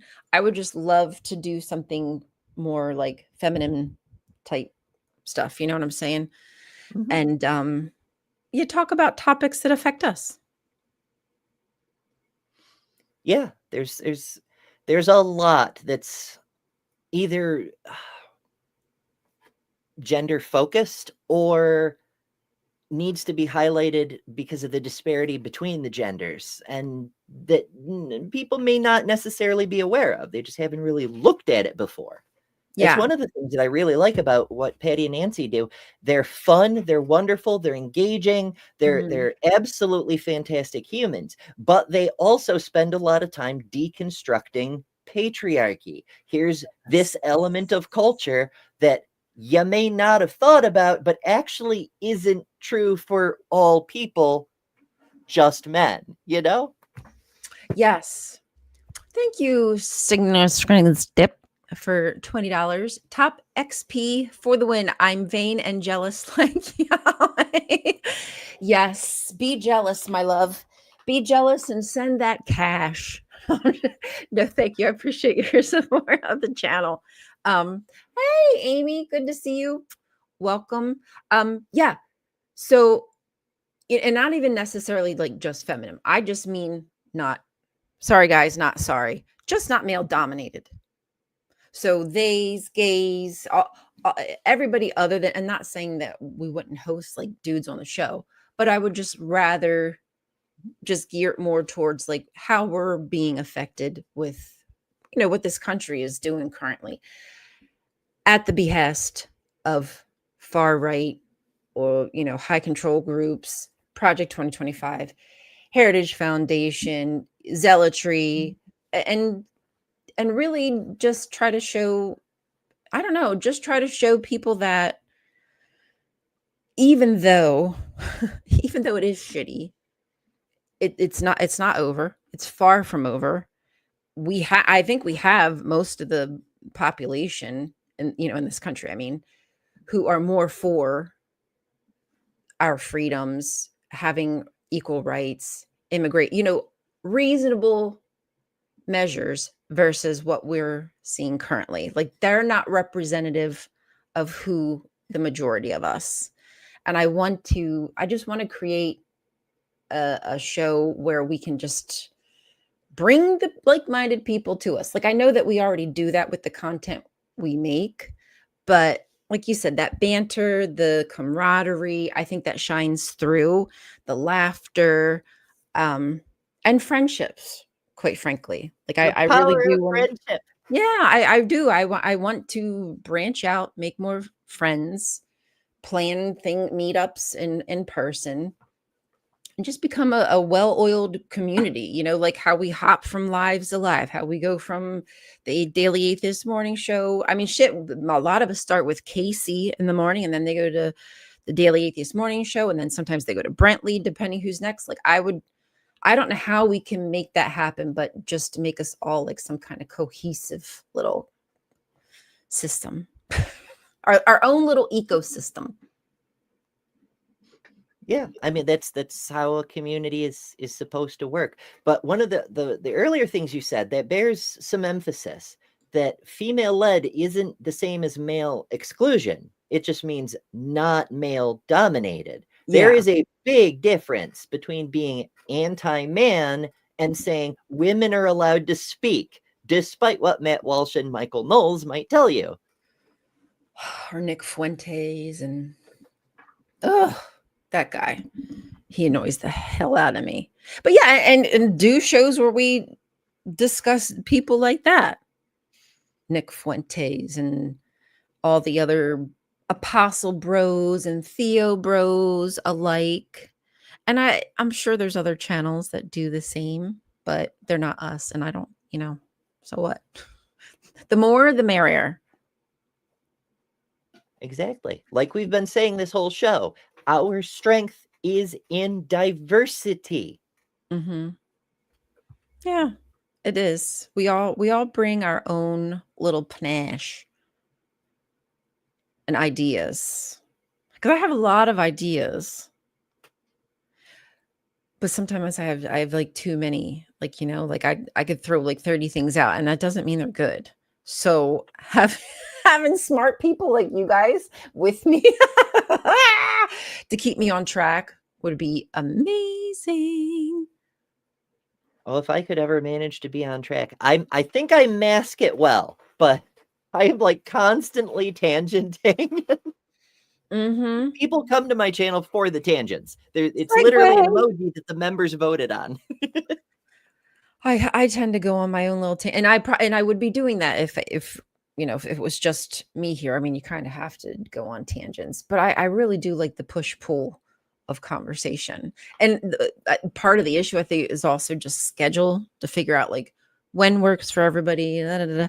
And we got to find a place where we all can talk together. I'm like in a couple private chats with a few people, but it would be great if we could get us ladies in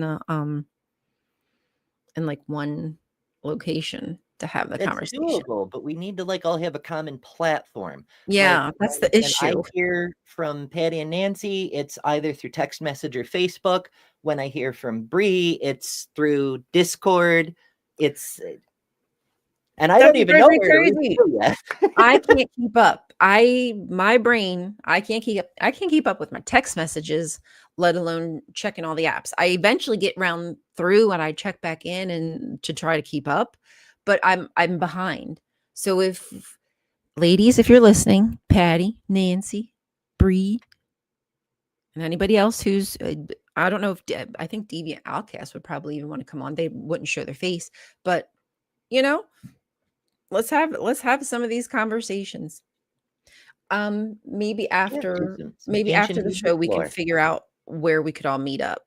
I would Yeah, prefer like maybe we could Discord. do a signal chat, and then we could invite some journalists.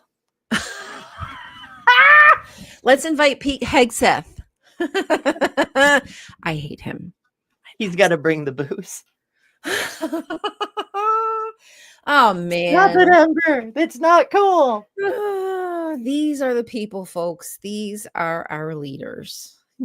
Help me. Okay, so we've been on for about 2 hours. We probably should start wrapping it up. And if you want to wrap it up, go to AdamandEve.com. Enter the code word Brentley for 6 free movies, 3 free gifts, free shipping on the whole order. AdamandEve.com. Code word Brentley. Somebody please make sure you tell Brentley how many times we advertised for him today. He's going to become famous just from the adverts. Mm-hmm.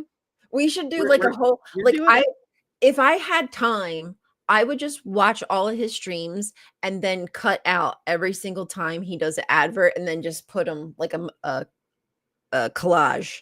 I told him his first year, I'm like, dude, do a supercut of all your ad segues because some of them are so fucking funny. He's like, no, that's too much work. I'm like, that's valid.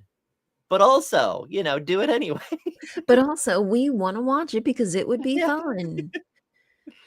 Okay, so you and me will find a way to get together with the rest of the ladies and have a conversation and figure out where we can meet up and get this on the I don't know, on some kind of schedule. Because if I don't like just schedule a date on it'll never happen. So just pick a effing Same. date. I need to put things in my Seriously. calendar, and even then, it's only about 90% reliable. Even then it's up for debate. Like, goddamn. Yeah, because like right now, I've got 2 notifications. I needed to take my antibiotics and do another antibiotic treatment.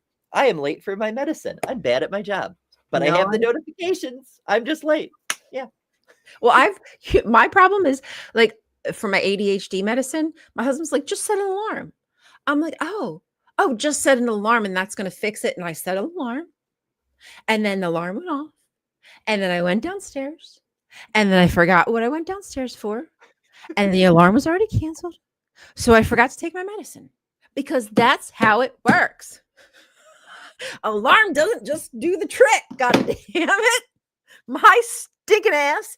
You know how many times I've had to pour out all the pills in my bottle and count them? It's been at least 4 times now since I've started this new medicine.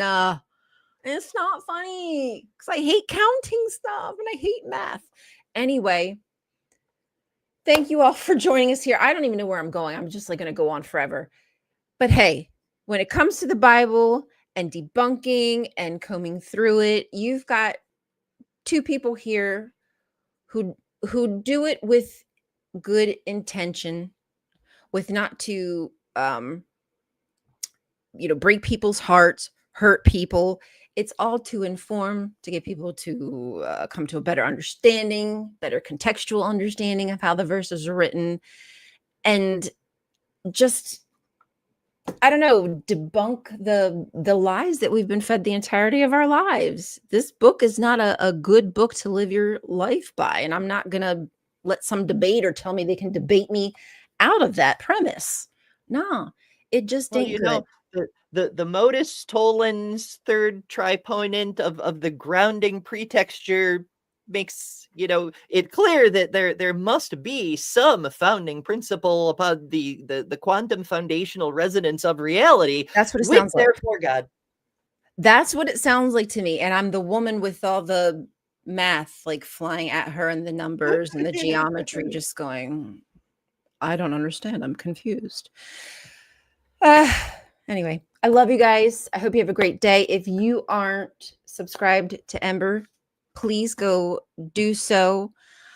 Yes, I guess please do. I'll end. I'm so close to 2K. I'm Are you? so close. We can. I want it. And then yeah, We it's can been almost so taste it. long. We can It's almost been so taste long. it. But also subscribe here. A lot of people who watch shows are not subscribed. If you aren't subscribed, or if you're not sure, push the damn button. It helps the channel. Touch it. Caress it. Make love to that subscribe button. I promise you, you're going to get a thrill. Okay, folks, I guess I'll probably see you. Oh, wait, well, I'm assuming there's a possibility that tomorrow we could be going live. Not me, but Chris could be going live from the NanoCon. So stay tuned for that. If not, we will see you Monday. Do you have anything coming out, Ember? Anything coming up? Any shows, any videos dropping? I do. I've been working on a thing that may happen at any given moment. I haven't scheduled it because I know our friend Joe from the Kentucky Atheist is planning a debate later today. Mark Reed has a debate tomorrow, but Sunday I definitely have a show. Pseudoscience Silliness at Oh, around 7:30 Eastern, and that'll hand off to Bad Science Sunday at the appropriate time. It'll be fun. It'll be wonderful. But I do have another thing that could pop up at any fucking moment when I'm ready to do it. So make sure you've got the bell notification turned on too, because sometimes I surprise you. ooh, and we like surprises. Again, a thank. Lord Jesus, I really English is Thank you, for the $20. Top XP for the win. I'm vain and jealous like Yahweh. And it's okay. We love you for it because you're not perfect. You're not supposed to be perfect, but Yahweh, he should know better. All right, guys, you have a great day. We'll see you tomorrow or next week. Thank you so much, Ember, and have a great day. Hell yeah. Bye. Remember, folks, you don't have to sacrifice children because you are better than religion. You're better than Yahweh. Take it from us. Bye.